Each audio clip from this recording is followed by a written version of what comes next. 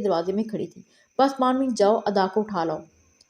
राबिया और कलीम थोड़ी देर लेटकर बाहर आ गए थे, जबकि अदा घोड़े बेच सो रही थी। रात 9 बज गए थे। सब मर्द हाल में बैठे बातों में मसरूफ थी। इब्राहिम की नज़रें कितनी बार सीढ़ियों की तरफ उठी थीं, अदा को देखने के लिए। आंखें बेताब थीं। अदा उठ जाओ यार, कितना सोना है, उठो भी। पाकीज़ा ने तकिया अदा को मारते हुए उसे उठाने की कोशिश की। प्लीज़ मामा, थोड़ा सा और। हा हा हा, मामा की बच्ची मैं हूँ पाकीज़ा, तुम्हारी फ्लैट पाकिस्तान लैंड कर गई है। अब यार सोने दो प्लीज़, अदा ने दुहाई दी। उठो भी, मैंने इतनी बातें करनी थी, तुम आते ही सो गई। क्या है यार, अदा आंखें मसलती हुई उठ बैठी। उठो, चेंज करो, खाना खाएं, सब हमारा वेट कर रहे हैं। ओके। अदा शावर लेकर बाहर आ गई। तुम्हारे पास कोई लॉन्ग शर्ट नहीं है? पाकीज़ा प्लीज़ यार। अदा ब्लैक पैंट के साथ ब्लैक शर्ट पहने बहुत खूबसूरत लग रही थी। सबसे बड़ा एहसान तो इसने बाजुओं वाली शर्ट पहनकर किया था। Okay okay sorry. पाकीज़ा ने फ़ौरन अपने हाथ खड़े किए। चलो चलें। अदा लाइट सी लिपस्टिक लगाए अपने बालों को खुले छोड़ कलाई पर घड़ी बांधते हुए बोली। Thank you. तुम्हारी तैयारी तो पूरी हुई। बहुत भूख लग रही थी, पाकीज़ा ने बाहर निकलते हुए कहा। दोनों मुस्कुरा दी। इब्राहिम जो हॉल से उठकर टेबल की तरफ जा रहा था, अदा की आवाज़ पर चौंका और पाकीज़ा आपस में बातें करती हुई सीढ़ियाँ उतर रही थी। इब्राहिम की नज़रें अदा पर ठहर गई थीं। वो अपनी तस्वीरों से भी खूबसूरत थी। इब्राहिम ने खुद को संभाला। अस्सलाम वालेकुम। वालेकुम सलाम। क्या हाल है अभी? ठीक, तुम बताओ, थकावट उतरी? नहीं, ये पाकीज़ा की बच्ची ने सोने नहीं दिया, अदा ने जमाई लेते हुए कहा। हा हा, खुदा का खौफ करो अदा, 3 घंटे सोई हो। पाकीज़ा ने भी जल्दी से हिसाब बताया। आ जाओ बच्चों, खाना लग गया है। ज़किया की वापस सब टेबल की तरफ बढ़ गए। रात कलीम साहिब अपनी अम्मा के कमरे में पहुंचे। कितने कमज़ोर हो गए हो कलीम? मुख्तार जो बात 5 घंटे से नोट करी थी आखिर बयान कर दी। नहीं अम्मा, आपका वहम है। आप बताएं, तबीयत कैसी रहती है अब? मेरे बच्चे आ गए हैं, मैं भी ठीक हो गई हूँ। कलीम बेटा, बड़ी देर कर दी। हाँ हाँ, वाकई अम्मा, देर होगी। कलीम ने एक लंबी सांस भरी। कोई ना, अल्लाह सब बेहतर करेगा। हाँ अम्मा, अल्लाह ही बेहतर करेगा, वरना मैंने तो कोई कसर नहीं छोड़ी सब गलत करने में। ना बेटा, मायूस नहीं होते। देखना, अदा के यहाँ दिल लग गया तो वो खुद नहीं जाना चाहेगी। जी अम्मा। कलीम साहिब जानते थे ये नहीं हो सकता, फिर भी खामोश हो गए थे। चलो भी पाकीज़ा, लान में चले यार, मुझे अजीब सा लग रहा है। खाना कम खाना था ना लगता अजीब। तुम मेरे खाने पर नजर रखे हुए थी? हाँ हाँ, तो और क्या, मैंने तो नवाले तक गिन लिए थे। अदा पाकीज़ा को घूरी थी। मजाक कर रही हूँ, चलो पहले किचन में चाय बनाते हैं, फिर लॉन में चलेंगे। Okay go. पाकीज़ा चाय बनाने लगी और अदा पास बैठकर कुर्सी पर बैठ गई थी। अदा, अब क्या करने का इरादा है? क्या? घूमेंगे फिरेंगे और क्या। तुम मुझे घुमाने कब लेकर जाओगी? मैं नहीं, सब कज़न चलेंगे संडे वाले दिन। अभी तुम 2 दिन रेस्ट करो। उफ, बोर हो जाऊंगी। फिर मेरी भी एक शर्त है। क्या? पाकीज़ा ने चाय कप में डालते हुए पूछा। तुम यूनी से ऑफ लोगी।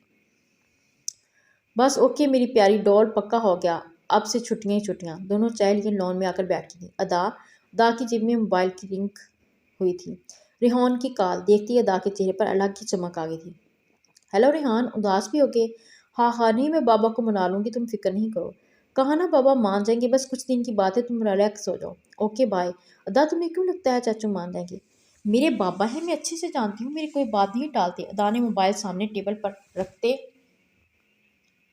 हुए कहा। अच्छा ये बताओ, खाने में क्या पसंद है? पिज़्ज़ा, बर्गर, बिरयानी, आइसक्रीम बहुत पसंद है। गुड। पाकीज़ा अपने भाई के लिए परेशान हो गई थी। वो जानती थी इब्राहिम बहुत मोहब्बत करता है अदा से। इतने सालों की मोहब्बत को चोट लगी तो दोनों जख्मी हो जाएंगे। कहाँ खो गई? अदा ने पाकीज़ा के सामने चुटकी बजाई। यही हूँ यार। इब्राहिम लेट गया था, लेकिन अदा का मुस्कुराता चेहरा, नीली चमकती आंखें उसे सोने नहीं दे रही थी। वो मुंह पर तकिया रखकर सोने की कोशिश कर रहा था, लेकिन हर बार नाकाम था। बस अब शादी हो जानी चाहिए, उसे बता सकूंगा कितनी शिद्दत से मोहब्बत करता हूँ। अदा, तुम मेरे इतने करीब आकर भी करीब नहीं हो। पता नहीं कब ये दुनिया ख़त्म होगी। खुद से ही सवाल जवाब करते इब्राहिम नींद की वादियों में उतर गया था। सुबह होगी, एक नई सुबह। लेकिन राबिया और कलीम की फिक्र और बढ़ गई थी। कलीम अब अदा से बात करने का फैसला कर चुकी थी। उसे सब बताना चाहते थे। वो किसी और के बारे में सोचने का हक भी नहीं रखती। शादी तो दूर की बात है, लेकिन वो अपनी बेटी को पहुंचने वाली अजियत से डर रहे थे। सबने नाश्ता कर लिया था सिवाय पाकीज़ा और अदा के। वो सारी रात बातों में गुजार कर अब सोने में मसरूफ़ थी। सब अपने कामों में मसरूफ़ हो गए थे। मर्द ऑफिस में, बच्चे स्कूल और औरतें घरदारी में। رابعہ سچ سچ بتانا ہماری یاد آتی تھی؟ بھابھی بہت یاد آتی تھی۔ اب تو میرے اندر امید ہی ختم ہو گئی تھی کہ میں کبھی اپنوں سے ملوں گی۔ نہیں تمہیں تو آنا ہی تھا، ہماری امانت جو تمہارے پاس ہی، ذکی نے کہا۔ تینوں مسکرا دیں۔ ویسے بھابھی کیا سوچا ہے شادی کے بارے میں؟ رحیلہ نے کپڑے طے کرتے ہوئے پوچھا۔ ابھی تو ادا کی تعلیم مکمل ہونے میں تک کچھ نہیں سوچا رحیلہ، چلیں آپ آگے ہیں، سب کچھ ہو جائے گا انشاءاللہ۔ آج کہیں باہر چلتے ہیں، ادا نے چائے کا سپ لیتے ہوئے پاکیزہ سے کہا۔ کہاں گھومنے؟ وہ تو ٹھیک ہے لیکن کس کے ساتھ؟ ڈرائیور کے ساتھ بھائی نہیں جانے دیتے۔ ڈرائیور کیوں؟ میں ہوں نا، خود ڈرائیو کروں گی۔ چلو کچھ شاپنگ کر کے آتے ہیں۔ لیکن بھائی کیا ہے پاکیزہ، میں بور ہو رہی ہوں۔ اچھا چلو چلتے ہیں، پاکیزہ نے کچھ سوچتے ہوئے کہا۔ پاکیزہ ابراہیم کے غصے سے ڈری تھی، پھر اس نے اپنے موبائل سے ابراہیم کو میسج کیا۔ السلام علیکم بھائی، ادا بہت ضد کر رہی تھی تو میں اس کے ساتھ شاپنگ کے لیے آ گئی ہوں۔ سوری، ہم جلدی گھر آ جائیں گے، آپ ڈانٹنا نہیں پلیز۔ ابراہیم ابھی کہاں ہو؟ پاکیزہ راستے میں اسکوائر مال جا رہے ہیں۔ ابراہیم اوکے میں بھی آتا ہوں۔ کہاں بزی ہو، کوئی بوائے فرینڈ ہے؟ پاکیزہ کو فون میں غصہ دیکھ کر ادا نے شاہ سے پوچھا۔ شرم کرو لڑکی، بھائی نے سن لیا تو مار دیں گے مجھے۔ توبہ، تم تھک نہیں جاتی اس سب سے؟ کس سب سے؟ کہ یہ نہ کرو، وہاں نہ جاؤ، یہ نہ پہنو، ایسے نہ بیٹھو۔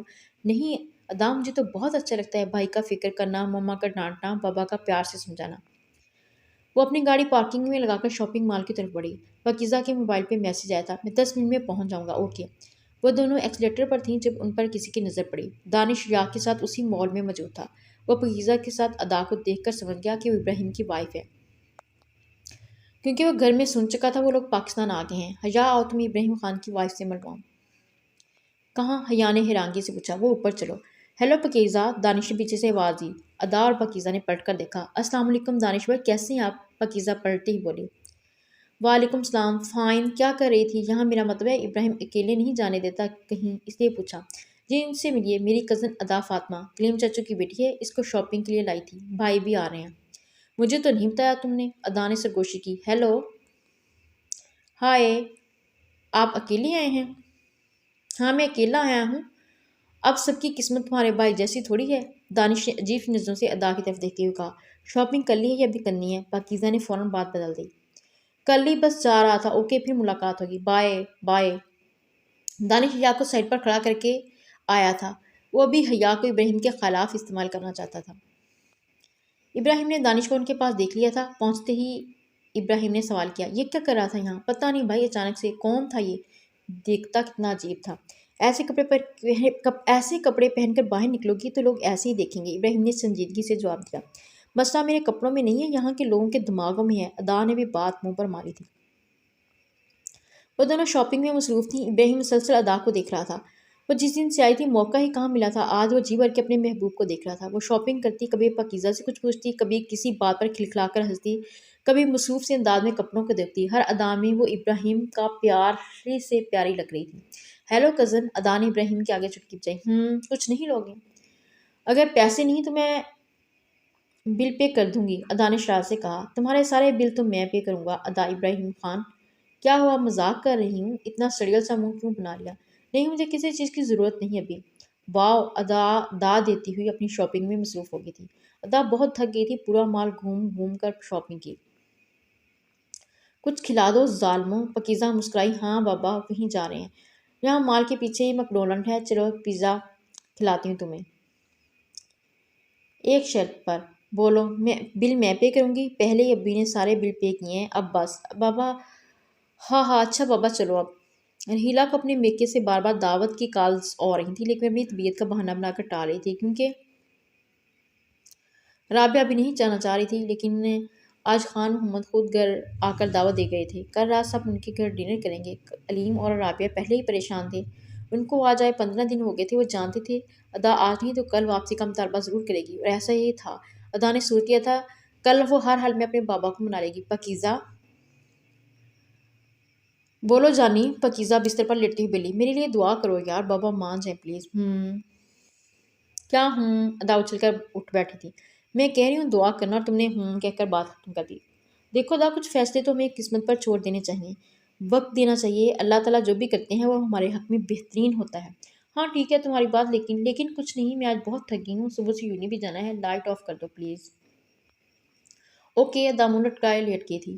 ابراہیم فریش ہو کر لیٹا تو ادا کو دیکھنے کا دل کیا، لیکن ٹائم کو ذہن میں رکھتے ہوئے دل کی بات کو اگنور کر دیا اور موبائل نکال کر آج کی بنائی گئی پکس دیکھنے لگا۔ کہیں وہ ہنس رہی تھی، کہیں پیزے پر ٹوٹتی ہوئی شرارتیں کرتی ہوئی زندگی سے بھرپور ادا فاطمہ۔ ادا کی آنکھ 12 بجے کھلی تو اٹھتے ہی شاور لے کر فریش ہوئی۔ آج وہ ناشتے سے پہلے کلیم صاحب سے بات کرنا چاہتی تھی۔ جلدی سے ان کے روم کی طرف بڑھی۔ دروازہ نوک کرتے جب اندر گئی تو رابعہ کپڑے تہہ کر کے الماری میں رکھی تھی۔ بابا کہاں ہیں؟ آفس گئے ہیں آج۔ کیوں؟ ادا نے بیڈ پر بیٹھتے ہوئے سوال کیا۔ ویسے ہی بور ہو رہے تھے، تمہارے تایا کے ساتھ چلے گئے۔ ماما مجھے بات کرنی تھی بابا سے۔ کیا بات؟ میں ان کو ہی بتاؤں گی۔ ادا کمرے سے باہر آ گئی۔ وہ جانتی تھی ماما پھر بھی بات کا پوچھے گی۔ رابعہ بھی جان سے ہو کر بیڈ پر بیٹھ گئیں، آنکھوں میں نمی تیرنے لگی۔ میں اپنی بیٹی کو اس تکلیف میں نہیں دیکھ سکتی جس میں وہ پڑھنے والی ہے۔ میں ایسا کیا کروں وہ اس اذیت سے بچ سکے؟ بلکہ مجھے کرنا چاہیے تھا، اسے بتا دینا چاہیے تھا بہت پہلے سب کچھ۔ سب تیار تھے نکلنے کے لیے۔ ادا اپنے ماما بابا کے ساتھ ہی گاڑی میں بیٹھی تھی۔ وہ راستے میں بات کرنا چاہتی تھی۔ پاکیزہ بھی ادا کے ساتھ ہی آ کر بیٹھ گئی۔ سفر شروع ہو چکا تھا اور ادا کی بات بھی۔ بابا ہم کب جا رہے ہیں واپس؟ ادا بیٹا میں خود بھی بات کرنا چاہ رہا تھا لیکن اب یہ وقت نہیں بات کرنے کا، نہ ہی جگہ۔ ہم کل ضرور بات کریں گے۔ لیکن بابا مجھے رہا۔ ادا میری جان کل بات کرتے ہیں۔ کلیم صاحب پاکیزہ کے سامنے بات گول کرنے کی کوشش کر رہے تھے۔ وہ دونوں اس بات سے انجان تھے، پاکیزہ سب جانتی ہے۔ راستے میں گاڑی ٹریفک سگنل پر رکی تو ایک بچہ پھولوں کے گجرے بیچتا ہوا ادا کو نظر آیا۔ پاکیزہ وہ دیکھو، ادا نے بچوں کی طرح خوش ہو کر پاکیزہ کو بتایا۔ بہنوں کی؟ رابعہ نے بیٹی کو خوش دیکھتے ہوئے پوچھا۔ جی ماما۔ رابعہ نے اس بچے کو بلا کر پاکیزہ اور ادا کو گجرے دلائے۔ خان محمد کے گھر عید کا سامان لگ رہا تھا۔ ادا کو کچھ بھی یاد نہیں تھا۔ رحیلہ نے ادا کا ہاتھ پکڑا، الٹے ہاتھ پر آج بھی وہ چوٹ کا نشان موجود تھا۔ یہ دیکھو، یہ چوٹ اسی گھر میں لگی تھی۔ ادا میں نے دانش کو بہت ڈانٹا تھا، تھپڑ بھی مارا تھا۔ دانش جو بہت غور سے ادا کو دیکھ رہا تھا۔ ایک چوٹ آج بھی دوں گا۔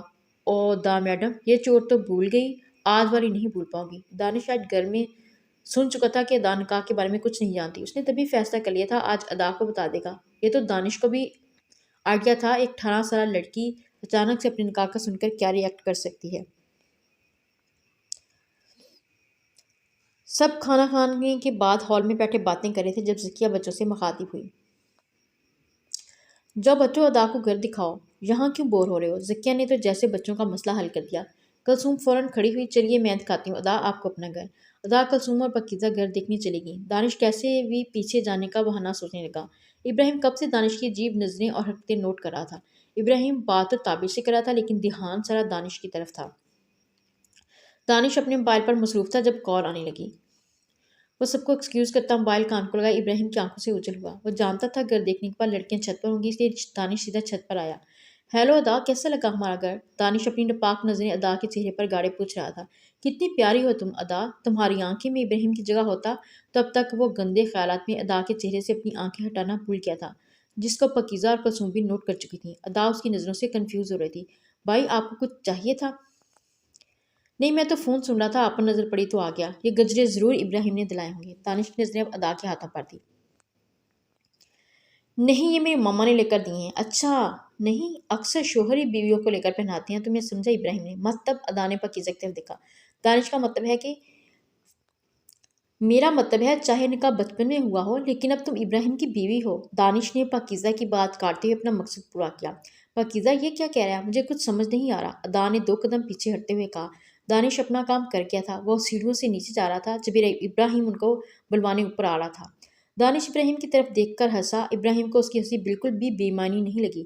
وہ تیزی سے سیڑھیاں چڑھتا ہوا چھت پر آیا تھا۔ ادا پاکیزہ سے سنبھل نہیں رہی تھی۔ ابراہیم وہی لاس سیڑھی پر کھڑا ہو کر ادا کو دیکھنے لگا۔ اس کی گال پر آنسو لگاتار بہہ رہے تھے لیکن اس کے الفاظ ابراہیم کے ہوش اڑا گئے۔ پاکیزہ بولو پلیز۔ دانش جھوٹ بول رہا تھا۔ پلیز ادا یار، گھر جا کر بات کرتے ہیں، سنبھالو خود کو۔ نہیں، مجھے پاکستان نہیں آنا چاہیے تھا۔ ادا میں اپنا ایک ہاتھ کمر پر دوسرا منہ پر رکھے غصے سے دیوار کو کک کر رہی تھی۔ کلثوم کو وہاں سے جانا بہتر لگا۔ اس کا بھائی جو کام کر گیا تھا وہ ادا کی حالت سے اندازہ لگا سکتی تھی۔ کلثوم جاتے ہوئے ابراہیم کو دیکھ چکی تھی۔ ادا میری جان بات تو سن لو میری۔ نہیں، تم نے بھی بابا کے ساتھ مل کر مجھے چیٹ کیا، تم سب جانتی تھی۔ ادا نے پاکیزہ کو بہت غور سے دیکھا۔ ہاں لیکن تم لوگوں نے میرے ساتھ اتنا بڑا گیم کھیلا، ماما بابا نے بھی سوچ بھی نہیں سکتی تھی۔ ماما بابا نے میں سوچ بھی نہیں سکتی تھی۔ ادا پاگلوں کی طرح کبھی روتی تو کبھی ہنس رہی تھی۔ شادی تو میں بھی ریحان سے ہی کروں گی، میں کسی رشتے کو نہیں مانتی۔ ادا کے آخری الفاظ ابراہیم کی برداشت کی آخری حد تھے۔ ادا نے فوراً اپنے موبائل پر نمبر بنانے لگی۔